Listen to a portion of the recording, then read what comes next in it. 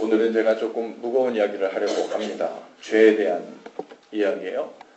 별로 입에 올리고 싶진 않은 이야기지만 교회가 죄에 대한 이야기를 덮고 지나가는 것은 복음의 본질을 그냥 습하는 것과 같지요. 복음은 기쁜 소식일 뿐만 아니라 기쁨이 기쁨되기 위해서는 왜 기쁘지 않은 상태, 그 허망한 상태가 우리에게 있었는지의 선지식이 먼저 필요하죠. 죄에 대한 완전한 절망, 그리고 그것에 대한 한탄, 그리고 그것에 대한 고통이 우리에게 온전히 경험되지 않으면 복음이 기쁜 소식이 될 수 없고, 그것이 얼마나 귀한지, 얼마나 진주 같은 것인지, 얼마나 밭에서 보화를 캐내는 것처럼 우리에게 기쁜 것인지 그 진의를 알기가 어렵습니다. 이미 매스컴을 통해서 들어 알고 계신 분들도 많을 것으로 아는데요. 얼마 전에 이 시카고의 모 한인교회 76세 한 장로님이 5년 동안 어린 소년을 성폭행한 혐의로 체포되었다는 뉴스가 있었어요. 이 장로는 성폭행 등의 4건으로 기소되었고, 만일 이 4건 모두가 유죄로 확정되면 적게는 24년에서 240년 사이의 형을 선고받을 것이라고 합니다. 아직 판결이 나지 않은 상태이지만 이웃교회 장로님이 그러한 일로 기소되었다는 사실 자체가 제게도 아주 큰 충격이죠. 근데 나중에 알게 된 사실인데, 그 장로님은 저와 아내하고도 제가 미국에 올 때부터 계속해서 알고 지내던 분이셨어요.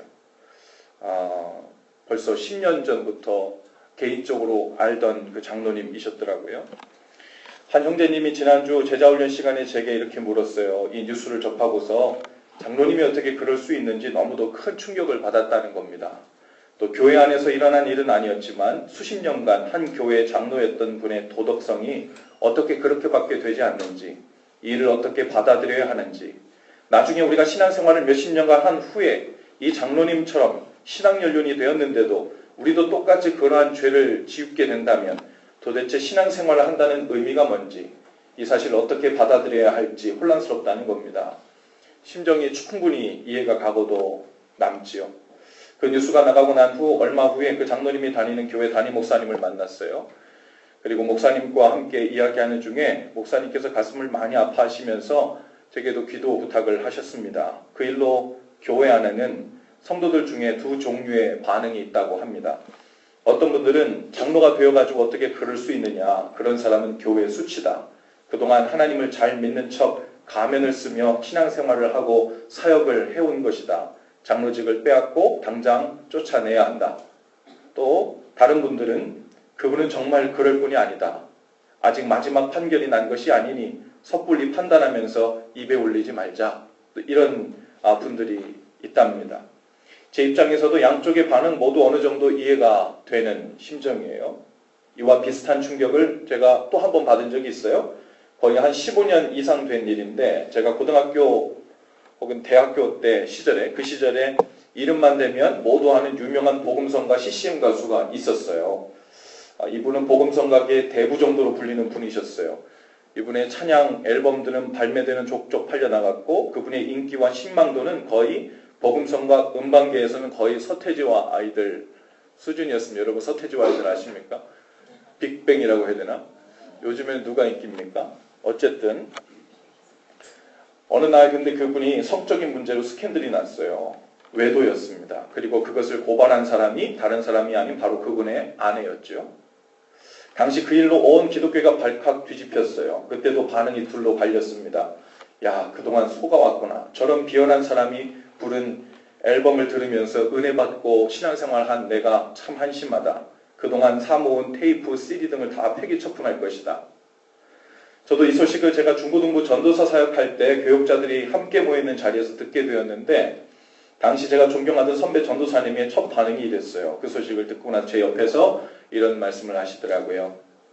또 이 마귀놈이 영적인 거장 한 명을 걸려 넘어뜨려 놓고 얼마나 좋아하고 기고만장하고 있을까, 이런 말을 하더라고요. 성경은 이러한 일들에 대해서 성도로서 어떻게 대처하라고 말하고 있을까요? 먼저 두 가지 아닌 입장은 분명합니다.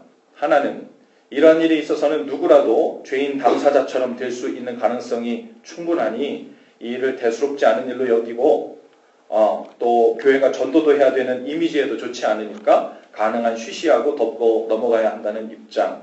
이것은 분명 성경에서 가르치는 것이 아닙니다. 그렇다고 그런 일이 있을 때 교회의 거룩함을 지켜야 하니 죄를 지은 사람을 단호하게 교회에서 쫓아버려야 한다는 것, 이것도 성경이 말하는 거룩함을 지키는 방법도 아니죠. 어디까지 단호해야 하고 어디까지 포용해야 할까요? 죄를 지은 사람이 진심으로 회개하고 돌이킬 때 70번씩 70번이라도 용서하라는 예수님의 말씀을 여기에서는 어디까지 어떻게 적용해야 할까요? 또 형제가 죄를 범하거든 다른 사람에게 말하지 말고 가능한 그 사람과만 상대해서 회개를 권면하고, 만일 그 형제가 그 권면을 듣고 회개하고 돌아오면 우리는 잃어버릴 뻔한 한 형제를 얻게 되었다는 그 말씀을 우리가 어떻게 적용해야 할까요? 그런가 하면 고린도전서 5장에 보면 음행한 자를 어찌하여 통한이 여기지 않고 교회에서 쫓아내지 않느냐며 바울이 고린도 교회 성도들을 호통하는 장면도 등장하는데, 우리는 이것을 어떻게 받아들여야 될까요? 먼저 이 고린도 교회에 일어났던 이 음란의 죄는요, 한 사람이 그의 아버지의 아내, 즉 계모와 음행을 저지른 경우였습니다. 그런데도 문제는 그 사람이 그 죄를 대수롭지 않게 여기는 거예요.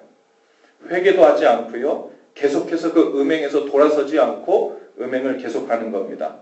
문제는 온 교회가 그 죄의 심각성을 모른 채 그 사실을 알고 있으면서도 쉬쉬하고 덮고 그냥 같이 성도로서 신앙생활을 하고 있는 거예요.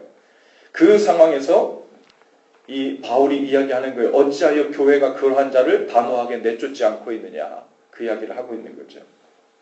요즘처럼 대놓고 음란의 죄에 대해서 교육하는 시대가 없지요. 음란의 죄를 자연스러운 인간의 본성이라고 가르칩니다. 본성대로 사는 것이 뭐가 나쁘냐고, 그건 죄가 아니라고 가르치죠. 제가 며칠 전에 페이스북에 보니까 미국의 유명한 한 여배우가 인터뷰에서 이렇게 말하더라고요. 한 사람이 한 아내하고만 혹은 한 남편하고만 평생토록 살아야 한다는 것만큼 부자연스러운 일이 이 세상에 없다. 그렇게 이야기하더라고요. 아주 떳떳하게 소신을 밝히듯 인터뷰하는 것을 보았습니다. 우리는 손에 들고 있는 이 셀폰에 클릭 몇 번이면 언제 어디서든 음행의 죄를 지을 수 있는 시대를 살고 있어요. 심지어 아이들에게 유튜브로 TV 하나 보여줄라 치면 아주 조심스럽습니다. 아이들 프로가 나오기 바로 전에 일반 광고조차도 아이들의 수준에는 수위가 너무 높기 때문이죠. 섹시하다는 말로 음란함을 포장하고 스트레스를 푼다는 명목으로 잔인하고 살인하고 폭력적인 것을 포장하는 시대에 우리가 살고 있습니다. 그리고 성숙한 성인이라면 그 모든 영향력에도 불구하고 아무리 유혹을 받아도 현명한 판단력과 또 조절된 감정으로 그런 것을 잘 컨트롤하며 살 수 있을 테니 그런 것으로부터 자유해야 된다고 또한 이 세상은 우리를 부추깁니다. 그렇게 이 타락한 문화를 문제될 것 없다고 부추기는 세상에 우리는 살고 있어요. 하지만 우리는 경험적으로 압니다. 그것이 사실이 아니라는 걸 알고 그렇지 않다는 걸 알아요. 애나 어른이나 우리는 모두 죄에 취약한 인간들입니다. 나이가 적으나 많으나 이제 막 신앙생활을 시작했든 장로든 목사든 신앙 연륜에 상관없이 모두 죄에 취약한 존재입니다. 주님을 바라보는 것을 놓치면 누구라도 당장 심각한 죄에 빠질 수 있다는 것이죠. 차에 후진 기어를 놓고 브레이크에서 발을 떼면 차가 자동으로 뒤로 계속 물러나죠. 엑셀을 밟은 적이 없는데도 브레이크를 놓는 것만으로도 차가 자동으로 후진합니다. 이것이 성경이 말하는 모든 사람이 처해 있는 영적인 상태예요. 이 땅에 죄가 들어온 이후로 모든 사람들은 하나님의 말씀을 마음에 담고 살지 않을 때, 즉 마음 가는 대로 그냥 놓아버릴 때 죄 쪽으로 쏠려가고 후진하는 경향성을 모두 갖게 되었습니다. 이것이 우리 감리교 신학에서는 바로 이 경향성을 원죄라고 부릅니다. 하지만 원죄가 있다고 해서 모두가 죄를 지을 수밖에 없게 된 것은 아니죠. 주님의 말씀과 뜻을 따라 살려는 마음을 놓아버리면 그대로 죄 쪽으로 후진하게 되는 거죠. 저는 서두에 언급한 장로님의 죄에 대해서도 당연히 사회법으로 보아도 무겁고 큰 죄인 것은 분명하지만 그 전에 그것은 교회의 책임이기도 한 것이죠. 그냥 그 장로님이 혼자서 신앙생활을 제대로 못해서 혹은 거짓으로 해서 혹은 그 신앙이 깊지 못해서 안타깝게도 죄에 빠졌다. 이렇게만 볼 일은 아닌 것입니다. 그리고 그 일은 우리 중 누구에게도 일어날 수 있다고만 말하고 덮어버리기에는 교회 역할이 무엇인가를 고민하게 되죠. 저의 안타까움은 또 여기 있어요. 죄에 대한 생각이 들어올 수는 있지만 그 생각의 행동에까지 옮겨지고 또 5년이란 긴 시간 동안 깊숙이 자리 잡기까지 그 유혹에 대한 생각을 터놓고 이야기하고 기도 제목을 나눌 수 있는 영적인 친구 혹은 모임 가운데 속해 있지 않은 채 장로의 역할을 오랫동안 해왔다는 거예요. 그러면서도 교회를 교회답게 한다고 계속 살아왔다는 것 자체가 가슴 아픈 일이죠. 일이 거기까지 진행되기 전에 자신의 영혼의 상태를 정기적으로 살피고 하나님과의 관계를 점검하고 주님을 다시 바라보는 역할을 해주는 소그룹이나 영적인 그룹에 속하지 못한 채 수십 년을 신앙생활해 오셨다는 것이 더욱 충격적이고 가슴 아픈 일이죠. 사람은 죄 쪽으로 늘 후진기어를 놓고 삽니다. 그렇다고 후진하는 것이 정상이란 말은 아니라 그랬어요. 하나님은 동시에 말씀에 순종함으로 브레이크를 잡을 수 있도록 하셨기 때문에 그래요. 문제는 우리가 처한 상태를 알지 못하는 것에 있습니다. 지금 우리가 믿음의 경주 중에 있다는 것을 많은 그리스도인들이 아는 듯 하나 모르고 삽니다. 경주를 한다는 것이 무슨 의미인지도 아는 듯 하나 모르고 삽니다. 사도 바울은 우리가 서 있는 신앙의 여정에서 쉬지 않고 주님을 향해 최선을 다해 경주를 해야 한다고 권하고 있어요. 경주는 끝날 때까지 쉬는 것이 아니죠. 마라톤처럼 긴 경주라면 때로 천천히 뛸 때도 있겠지만 멈춰서는 안 됩니다. 그것이 우리의 신앙생활의 모습이라는 거예요. 그리고 그 믿음의 경주라는 것을 구체적으로 어떻게 하는 것이냐? 그것을 2절에서 우리에게 말씀해 주고 있어요. 믿음의 주요 또 온전하게 하시는 이인 예수를 바라보는 것. 여러분 이것이 믿음의 경주를 하는 방법입니다. 뭐라고요? 믿음의 주요 또 온전하게 하시는 이인 예수님을 바라보는 것. 우리를 온전하게 해주시는 주님을 계속해서 끊임없이 바라보며 사는 일이 바로 우리가 성도로서 이 땅을 살 때 멈추지 말고 끊임없이 해나가야 될 믿음의 경주라는 거예요. 경주 때는 딴 데 보는 것 아니고 중간에 잠깐 쉬었다 하룻밤 자고 가는 것 아니고 잠깐 마음을 여기 두었다 저기 두었다 하는 것 아니죠. 얽매이기 쉬운 죄를 벗어버리게 만드는 일이 바로 우리를 온전하게 하시는 주님을 바라볼 때 가능하게 된다고 오늘 말씀하고 있어요. 어쩌면 우리 중에 이렇게 생각하시는 분도 있을 거예요. 아니 어떻게 주님을 계속해서 바라보며 사는 것이 가능해요? 죄들을 벗어버리고 주님을 계속해서 쫓아가며 사는 일이 어떻게 가능해요? 그러나 주님 처음부터 주님이 우리를 부르신 신앙생활의 출발점은 원래부터 거기였습니다. 그리고 신앙생활을 하라고 부르신 자리도 방법도 원래 그거였어요. 오늘 우리가 읽은 히브리서 12장의 바로 전장에 나오는 11장. 히브리서 11장은 믿음의 장이라는 별명이 붙은 장입니다.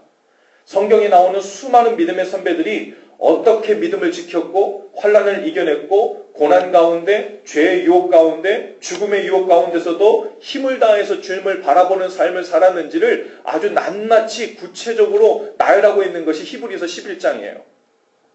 그 많은 케이스들을 다 설명하고 심지어 초대교회 때 톱으로 켜는 일, 또 화형당하는 일, 사자 밥이 되는 일, 그 많은 일들을 감당하면서도 믿음의 주요 온전케 하시는 주님을 바라봤던 믿음의 선배들에 대한 이야기를 계속해서 이야기하면서 12장으로 넘어가고 있는 거예요. 12장에서 뭐라고 시작합니까? 그러므로 이렇게 시작해요. 그러므로라는 말은 11장에 나왔던 믿음의 선배들이 그렇게 실제로 죄를 이기면서 주님을 바라보며 살았던 산 증인들이었다. 이러한 증인들이 허다한 증인들이 우리 가운데 구름대처럼 있으니 그러므로 우리도 우리를 온전케 하시는 주님을 바라보며 믿음의 경주를 끝까지 해야 한다고 말씀하는 거예요. 그것이 불가능해서가 아니라 그것이 어려운 일이 아니라 그 믿음을 지키며 살았던 허다한 사람들이 11장에 이렇게 많이 증거하고 있기 때문에 우리도 그들을 따라 이 믿음의 경주를 끝까지 해야 한다고 우리에게 말씀하고 있는 거예요. 그게 오늘 우리가 읽은 12장 말씀입니다. 또 우리는 이렇게 말할 수도 있을 거예요. 그래도 우리가 어떻게 죄를 물리치며 살 수 있습니까? 가능하면 죄를 좀 덜 지으며 살아라. 혹은 죄를 지으면서 나는 죄인이구나. 이런 걸 깨달으며 살아라. 뭐 이 정도 뜻 아니겠습니까? 저라고 죄에서 벗어나 보려고 시도를 안 해보았겠어요? 그런데 그것이 그렇게 쉽지가 않아요. 그런데 여러분, 그것은 주님의 가르침이 아니라는 거예요. 4절에서 이렇게 말씀해요. 너희가 죄와 싸우되 아직 피 흘리기까지는 대항하지 않고 있다. 아니, 더 정확하게 말하면 굳이 그렇게 피 흘리기까지 죄와 싸워야 될 이유가 있습니까? 이 세상 살면서 아직 할 일도 무지 많은데, 주님 주신 복을 누리기도 바쁜데, 정말 피 흘리기까지, 마치 이 세상에 내가 할 일이 그것밖에는 없는 것처럼 피 흘리기까지 사생결단을 하며 싸워야 되는 일입니까? 어쩌면 그런 의문이 우리 가운데 있을지도 몰라요. 오늘날 기독교의 부패와 거룩함과 도덕성을 잃어버리고 있는 많은 사건들과 증상들, 교회가 교회답지 못한 부패한 모습들은 상당 부분 모두 이 죄에 대한 안일함, 이것에 연관되어 있습니다. 자신이 처한 죄의 심각성에 대해서 정확히 알지 못한 상태로, 혹은 죄가 무엇인지도 정확히 알지 못한 상태에서 복음이라는 것을 듣습니다. 자신의 죄를 통회하고 자복하는 일이 없는 상태에서 예수 믿으면 복을 받고 영생을 얻는다는 것을 좋은 이야기로, 그저 들으면 알아놓으면 더 좋은 이야기 정도로 알고 그리스도인이 되는 경우가 있다는 거예요. 믿음의 본질을 놓치는 거죠. 우리가 죄로 인해 얼마나 심각하고 위중한 상태에 있었는지에 대해서 경각심이 없어지는 것입니다. 그저 입으로만 죄를 자백하고 죄에서 실상은 돌이키지 않았으면서도 용서받고 용납받고 또 용서받고 하는 것이 복음인 줄로, 하나님의 사랑인 줄로 착각하는 겁니다. 실제로 죄를 이기는 삶을 살기는커녕 죄와 제대로 싸워보려는 의지도 없는 그리스도인들이 많이 양산되었죠. 그것이 신앙생활인 줄로 아는 것은 자신의 신앙을 기만하는 일이고, 심지어 십자가의 죄 용서를 기만하는 일이기도 합니다.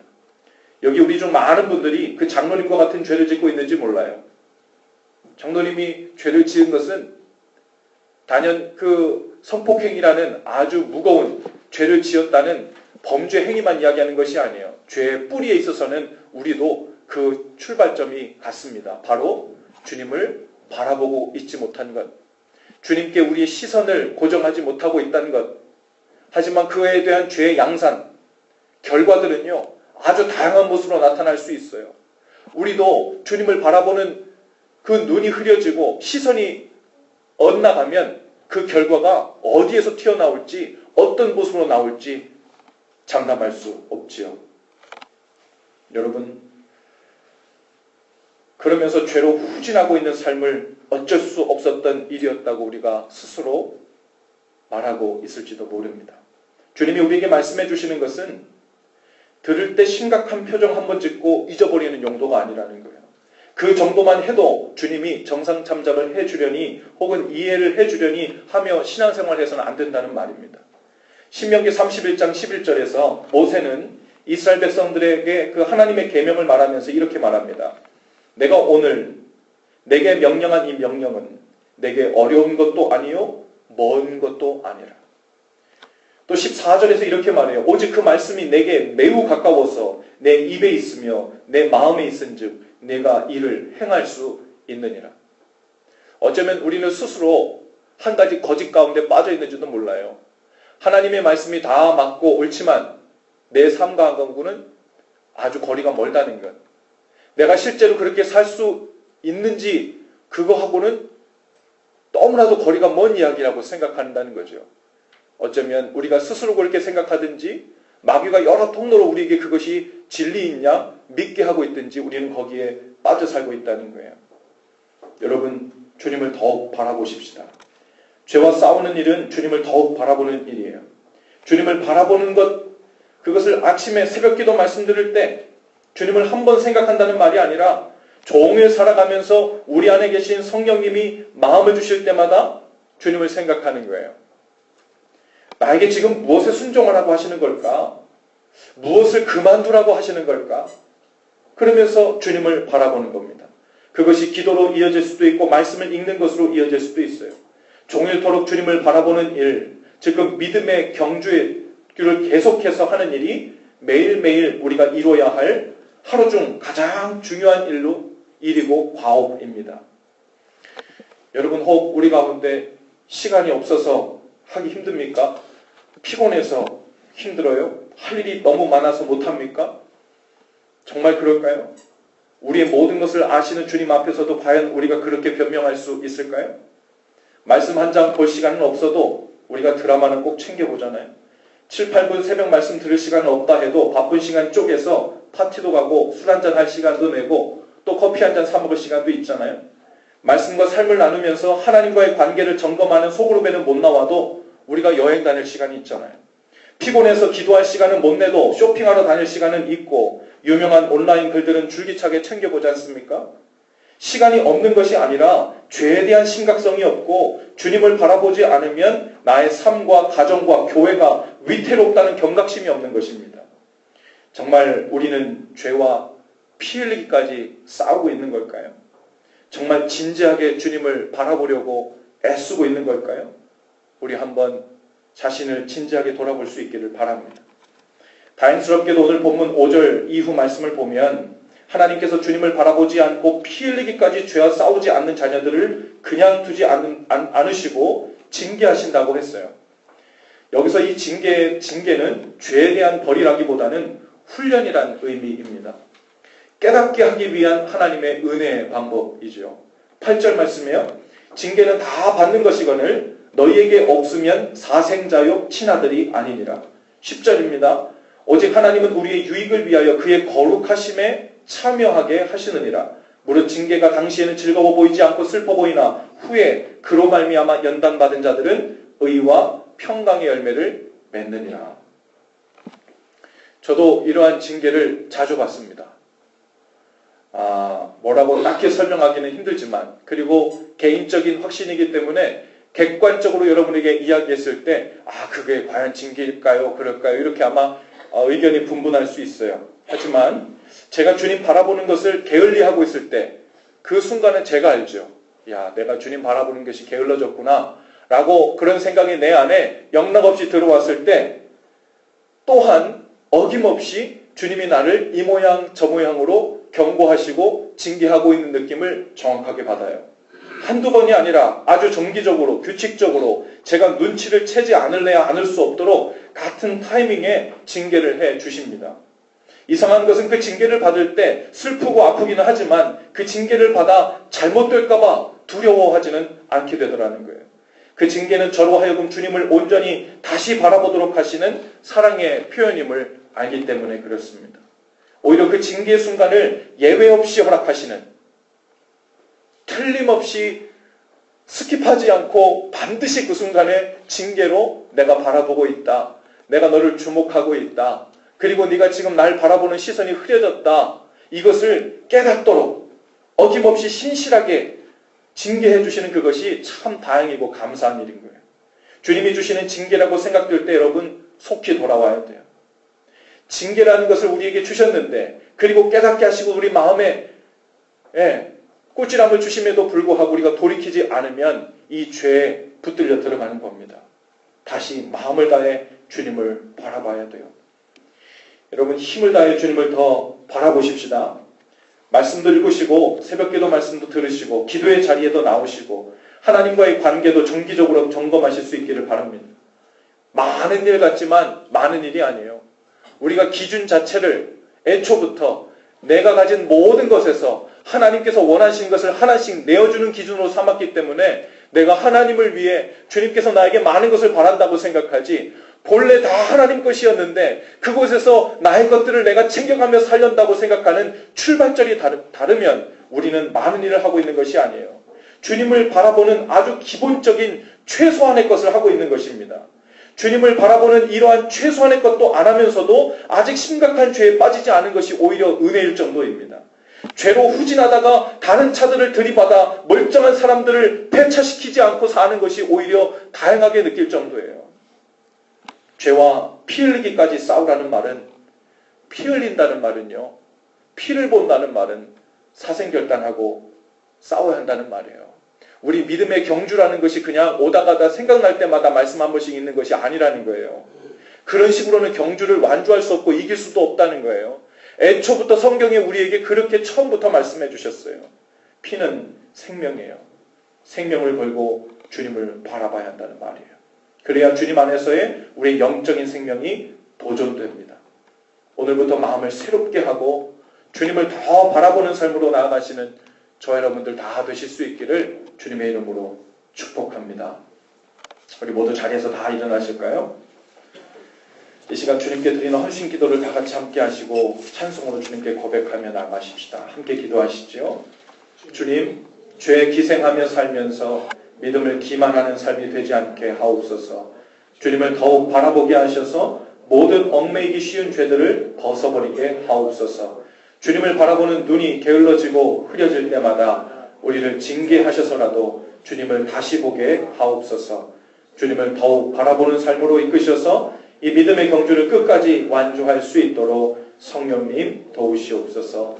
예수님 이름으로 기도합니다. 아멘.